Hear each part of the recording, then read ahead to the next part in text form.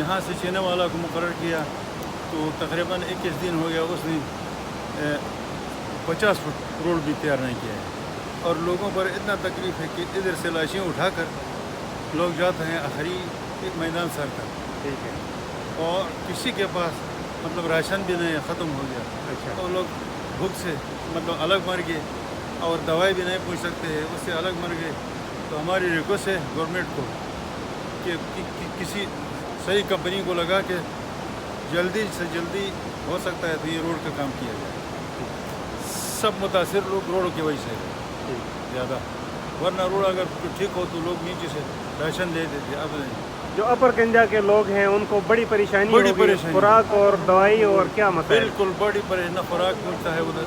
نہ دوائی پہنچتے ہیں، بس وہ اللہ کے اثر پہ رہ گیا، کچھ بھی نہیں۔